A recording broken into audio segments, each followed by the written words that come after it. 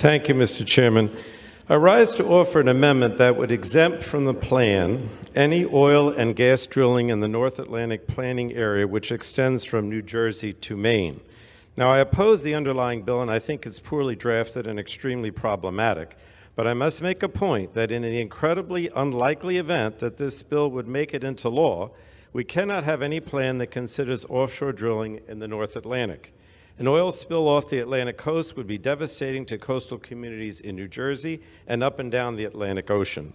The Jersey Shore is home to over $700 billion in coastal properties, and the tourism industry generates almost 500,000 jobs, nearly 10% of my state's entire workforce.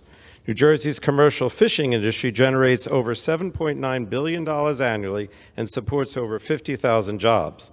Fortunately, there is widespread consensus that the Atlantic Ocean should not be open to oil and gas drilling and put at the risk of an oil spill.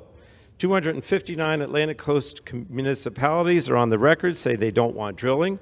In addition, 42,000 businesses represented by the Business Alliance for Protecting the Atlantic Coast and 500,000 fishing families from Florida to Maine are on record opposing offshore drilling. They're right to support a ban.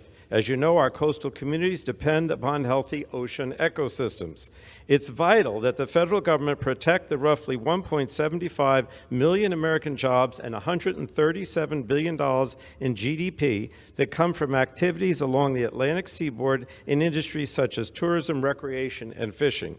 It would be wrong to risk Atlantic coastal communities' key economic engine, a clean ocean, for a roughly 7-month supply of oil and 6-month supply of gas when a spill would leave permanent damage.